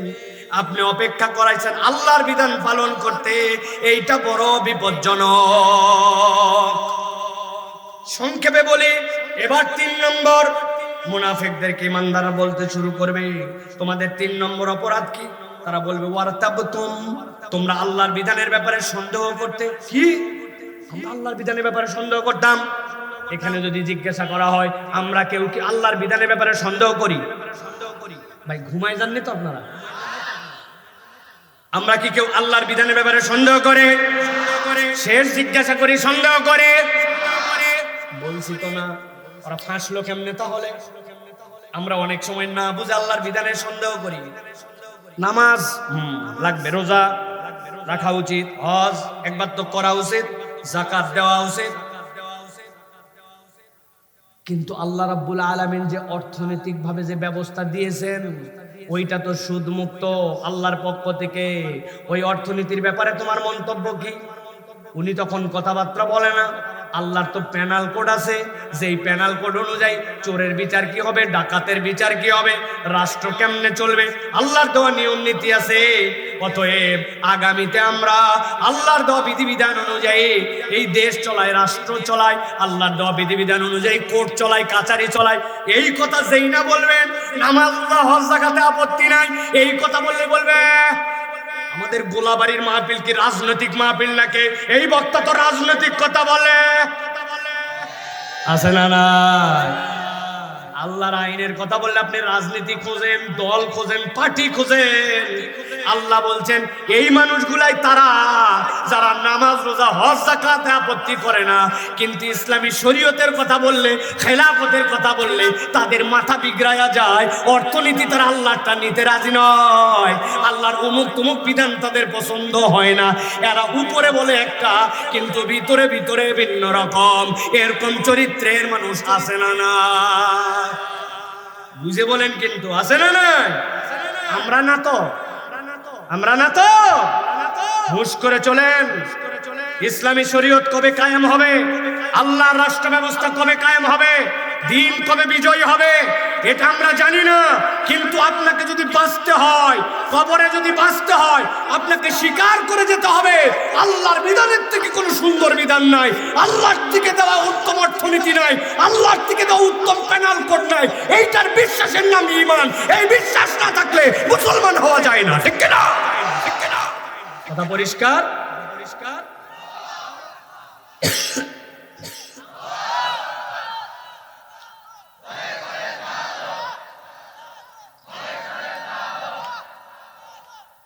প্রিয় ভাইরা, তাহলে ঈমান পরিষ্কার রাখতে হবে। আল্লাহ তোমার বিধানের ব্যাপারে আমার কোনো সন্দেহ নাই, তোমার দেওয়া হুকুম, তোমার দেওয়া আইন সর্বশ্রেষ্ঠ। ঠিক না? না হয় নামাজ, রোজা, হজ, যাকাত থাকবে, কিন্তু যাওয়ার পরে দেখা যাবে আল্লাহর বিধানের ব্যাপারে এদের সন্দেহ আছে। আপনার সমাজেও খুঁজে পাবেন। আমি ওই যে বলছি 1000 মাহফিল করলে 900 মাহফিল আমি এই কথা বলি, এত বড় দাড়িওয়ালা নামাজ এক ওয়াক্ত বাদ দেয় না, কিন্তু কারবারি। কিসের কারবারি? চাচা 1000 টাকা একটু হাওলাত দেন বাবা, বলছে হাতে টাকা নাই সব। আবার যাই বলছে বাপ বাচ্চাটা বড় অসুখ, ডাক্তার 1000 বাট। বললাম হাতে টাকা নাই, বলছে আমি তো না বুঝে তোমার কাছে আসি নাই, তুমি এত গরম মারো কেন? কি বুঝে আসছিস? আজকে শুক্রবার 1000 টাকা দেন, আল্লাহ মাসাল্লাহ আগামী মঙ্গলবার 1250। আর যদি ডেট মিস করি 1350। বলছে ব্যাককল কোথাকার, মানুষকে হাতে করে টাকা নিয়ে ঘুরে নাকি, বাড়ি চল। বাড়িতে নিয়ে চলে গেছে, বাড়িতে যে 1000 টাকা দিছে, দিয়ে বলছে লাগলে আরো বল। তোর শাশি বসে নেই, তোর শাশি ব্যবসা করতেছে, বাড়িতে মহিলা মানুষ বসে থেকে কি করবে? 2500-25,000 টাকা খাটাচ্ছে। তবে যা করবি তাড়াতাড়ি কর, ছোট দিনের বেলা মাগরিবের আযান হয়ে গেছে, আমি জামাতে নামাজ ধরব। আসরের নামাজ পড়ে আসি, দাদনে টাকা দিয়া, সুদে টাকা খাটায়া মাগরিবের নামাজ জামাতে ধরতে চায়। দাড়ি টুপিওয়ালা মুনাফিক মার্কার কোন মুসলমান আছে না নাই? আছে না নাই? আপনাদের এলাকায় আছে? আছে? আল্লাহ বলতেছেন বিশ্বাস পায় নাই আল্লাহর বিধান এটা যে সর্বশ্রেষ্ঠ, বিশ্বাস পায় নাই। ওয়ার তাপতুম নামাজ পড়ে রোজা রাখে, কিন্তু আল্লাহর অর্থনীতি স্বীকার করে না। আছে না নাই? বহু লোক আপনি খুঁজে পাবেন। 4 নম্বরে আল্লাহ রাব্বুল আলামিন বলছেন ঈমানদারদের কাছে বলবে আলো দাও। ঈমানদাররা বলছে চিনি তোমাদেরকে, কিন্তু আলো না। তার 4 নম্বর অপরাধ ওয়াগররাতকুমুল আমানি হাত্তা জা আমরুল্লাহ ওয়াগররাকুম বিল্লাহিল গরুর। আল্লাহ বলছেন ঈমানদাররা বলে দাও, তাদের চোখের উপর একটা মরিচিকা পড়ে গিয়েছিল, শয়তান তাদেরকে আল্লাহর বিধান থেকে একটা মরিচিকার মধ্যে ফেলে দিয়েছিল। তারা আল্লাহর বিধানের সমস্যা খুঁজতো, আল্লাহর বিধান পালন না করার জন্য অজুহাত খুঁজতো। বয়স হয় নাই, এখন কেমনে করব? ওইটা আগে চলতো, এখন আমাদের দ্বারা কেমনে সম্ভব? বর্তমান আধুনিক বিশ্বতে এটা কেমনে সম্ভব? আল্লাহ বলতেছেন এই যে মরিচিকাময় জিন্দেগি, এইটা চলতে চলতে এক সময় তার মৃত্যু চলে আসছে, আর তওবা করতে পারে নাই। আসলে বিবেচনা করলে দেখা যাবে আল্লাহর বিধানের সমস্যা ছিল না, সমস্যা ছিল তাদের চোখ আর অন্তরে। ঠিক না? একটা উদাহরণ দিয়ে আলোচনা শেষ করব, আপনারা শুনে থাকতে পারেন এই উদাহরণ। অনেক দিন আগে আব্বার সাথে আমি ঈদের নামাজে গেছিলাম। ঈদের নামাজ পড়ে যখন ফিরতেছি, আব্বার কাছ থেকে আমি জোর করে বলছি, ওই যে বেলুনওয়ালা আপনাদের এলাকায় ছিল ভাই, বাঁশিওয়ালা বেলুনওয়ালা ছিল, ওই বাঁশিওয়ালা বেলুনওয়ালার কাছে আগে এক ধরনের চশমা পাওয়া যেত আমাদের এলাকায়। ওই চশমা হচ্ছে কাগজের ফ্রেম, সামনে রঙিন পেপার, পিছনে গার্ডার, এলাস্টিক দিয়ে চশমা। 2 টাকা দাম। কয় টাকা দাম? 2 টাকা। আব্বাকে বলছে আব্বা একটা চশমা কিনে দেওয়াই লাগবে। আব্বা আমারে দিবে না, তাও একটা চশমা দিছে লাল রঙের। আমি তো মহা আনন্দে ঈদের থেকে বাড়িতে ফিরতেছি, আস্তে করে চশমা সামনে ওইটা আগে পড়া লাগে, ওরে গার্ডার টান দিয়া পিছনে দিছি। পিছনে দিয়া উপরে তাকায় দেখি আসমান লাল, নিচে তাকায় দেখি আব্বা লাল। আব্বার সাথে আসে বাড়িতে দেখি আমার মাও লাল। আম্মা বলছে বাবা সিমাই খা, সিমাই লাল, পোলাও খা, পোলাও লাল। আমি তো মজা পাইছি, মজা পাই আম্মাকে বলছি মা 2 টাকা দেন না। মা কি জন্য? আমি একটা চশমা কিনবো। চোখে চশমা? আবার কিসের চশমা? বললাম মা আমি একটা চশমা নিবো, মা এটা ভিন্ন কালারের। আম্মা দিবে না, তাও দিছে। 2 টাকা নিয়ে এবার বেলুনওয়ালার কাছে খুঁজে একটা হলুদ চশমা নিছে। আহা, যেই চোখে দিছি ওই বাহির থেকে উপরে তাকাই দেখি আসমান হলুদ। বাড়িতে এসে দেখি একটু আগে আব্বা লাল ছিল, আব্বা হলুদ। আম্মা হলুদ, ভাত হলুদ, লবণ হলুদ, যা দেখি সব হলুদ। আমি অনেক কষ্টকালে ডান চোখ দিয়ে দেখি আব্বা লাল, বামে দেখি আব্বা হলুদ। ভাইরা, আপনাদের কাছে আমি একটু জিজ্ঞাসা করতে চাই, বুঝে থাকলে উত্তর দেন, আমি হাসানোর জন্য বলতেছি না। আসলে কি আসমান লাল, আব্বা হলুদ, আম্মা লাল, ভাত হলুদ, লবণ কি লাল? পরিবর্তনটা কি হয়েছে? পরিবর্তনটা আমার চশমায়। আমি যে কালার দিছি ওই কালারে আমি এখন দুনিয়া দেখতে পাই। আল্লাহ বলতেছেন জানায় রাখো ওই মানুষগুলোর অপরাধ, ওয়াগররাকুমুল আমানি হাত্তা জাআ আমরুল্লাহ ওয়াগররাকুম বিল্লাহিল গরুর। তুমি আল্লাহর বিধান নিয়ে সন্দেহ করেছিলে, আল্লাহর আইন মনে করেছিলে অনুপযোগী, মনে করেছিলে আমি এই সমাজে কেমনে বাস্তবায়ন করব, আধুনিক বিশ্ব ব্যবস্থায় এই অর্থনীতি চলে নাকি? আরে আগেকার মানুষের কম বোরখা পড়তো, আমি এখন কেমনে বোরখা পরি? আরে অন্য সময় বোরখা পড়তে পারি, যখন বিয়ে শাদিতে যাই ওই পার্টির সময় আবার কেমনে বোরখা পরে? আরে ভাই রে ভাই, মানুষজন কি বলবে? টাকনুর উপরে কাপড় পরলে মানুষ মনে করবে ব্যাকডেটেড। আসলে উনি আল্লাহর বিধানে নানান সমস্যা খুঁজে পাইছে, অথচ ইন্নাদ-দীনা ইনদাল্লাহিল ইসলাম, আল্লাহর বিধানে কোনো সমস্যা নাই। সমস্যা হচ্ছে ওই চশমার মতো তোমার চোখ আর তোমার অন্তরে শয়তান তোমাকে পেশাব করে দিতে, ঠিক কিনা? সমস্যা আল্লাহর বিধানে না, ঠিক কিনা? এই জন্য প্রিয় ভাইরা, আমরা যদি কিয়ামতের এই ময়দানে আল্লাহর এই কঠিন সময়ে আলো পেতে চাই, চারটা অপরাধ থেকে নিজেদেরকে মুক্ত থাকতে হবে। মনে থাকবে তো ইনশাআল্লাহ? এক নম্বরে, খবরদার নিজেদেরকে কোনো পরীক্ষায় ফেলবো না, ওই পরিবেশের মধ্যেও নিয়ে যাব না।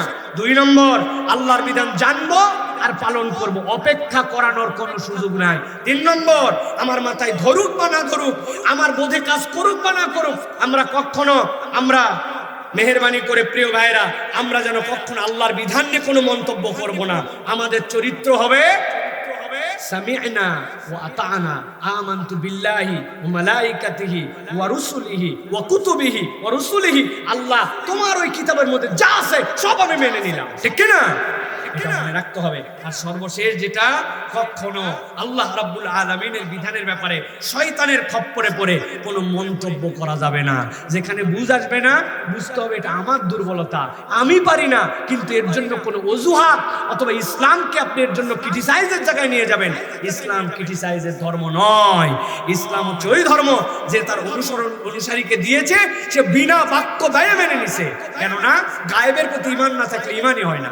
অতএব যা দেখি, যা বুঝিছি তো বুঝি, যা বুঝি না এটা বিশ্বাস করি বলেই তো আমি মুমিন। মনে থাকবে ইনশাআল্লাহ। আল্লাহ আমাদেরকে বোঝার তৌফিক দান করেন।